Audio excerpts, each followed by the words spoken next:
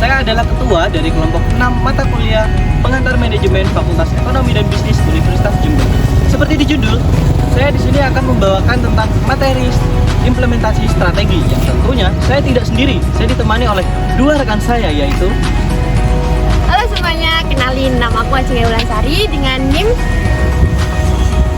Jangan lupa like dan subscribe ya. Jadi di sini aku juga akan ditemani sama temanku nih. Halo teman-teman, nama saya Angelis Putri Esa Mayani dengan NIM. Bagaimana keseruan videonya? Yuk kita nonton sama-sama.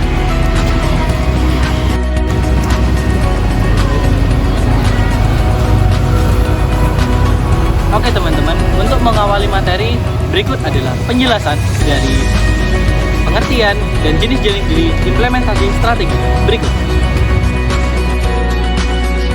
Oke, implementasi strategi adalah proses menerjemahkan rencana strategis menjadi tindakan yang konkret untuk mencapai tujuan organisasi. Hal ini dapat menjadi alokasi sumber daya, sumber pembuatan keputusan, koordinasi, dan berbagai aktivitas agar strategi dapat dijalankan dengan efektif. Oke, selanjutnya adalah jenis-jenis dan tingkatan dalam implementasi strategi. Yang pertama adalah struktur organisasi, yaitu pembentukan tim-tim khusus atau departemen yang berfokus pada tujuan tertentu. Selanjutnya adalah budaya organisasi, yaitu dengan meningkatkan keterlibatan karyawan dalam mendorong inovasi serta meningkatkan fleksibilitas dalam menghadapi perubahan pasar.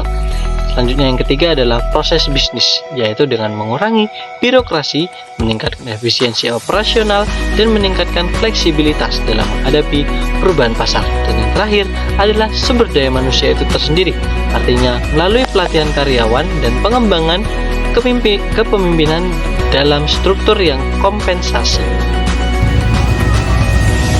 Oke teman-teman, jadi materi yang kedua yaitu proses penyusunan implementasi strategi yang terdiri dari 8 hal, yaitu materi yang pertama yaitu pemahaman tujuan strategi, menetapkan tujuan jangka panjang dan jangka pendek yang ingin dicapai oleh organisasi.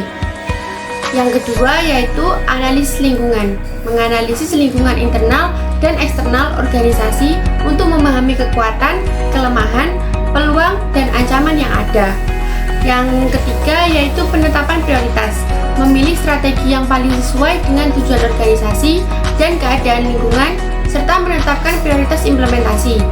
Dan yang keempat yaitu pengembangan rencana tindakan, merancang rencana tindakan yang spesifik termasuk alokasi sumber daya, jadwal waktu, dan tanggung jawab pelaksanaan. Yang kelima yaitu komunikasi dan koordinasi, mengkomunikasikan rencana tindakan kepada seluruh anggota organisasi dan memastikan koordinasi antar departemen atau unit kerja di suatu perusahaan. Yang keenam yaitu mengalokasi sumber daya, mengalokasikan sumber daya yang diperlukan termasuk tenaga kerja, anggaran, dan teknologi yang mendukung implementasi strategi.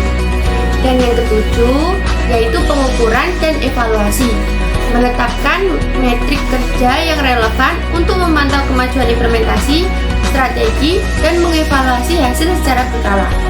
Yang kedelapan dan yang terakhir nih, penyesuaian dan pembaruan, melakukan penyesuaian strategi dan rencana tindakan berdasarkan evaluasi hasil dan perubahan lingkungan yang terjadi. Selesai. Selanjutnya kita berada di materi terakhir yaitu 3 manfaat implementasi strategi, yaitu berikut ini penjelasan mengenai 3 manfaat implementasi strategi. Yang pertama, pencapaian tujuan bisnis. Melalui implementasi strategi, perusahaan dapat mengarahkan sumber daya dan usaha mereka untuk mencapai tujuan bisnis yang telah ditetapkan.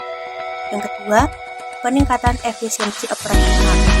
Dengan mengikuti strategi yang terencana dengan baik, perusahaan dapat meningkatkan efisiensi operasional mereka, mengurangi pemborosan, dan meningkatkan produktivitas. Yang ketiga, keunggulan bersaing. Implementasi strategi yang efektif dapat membantu perusahaan meningkatkan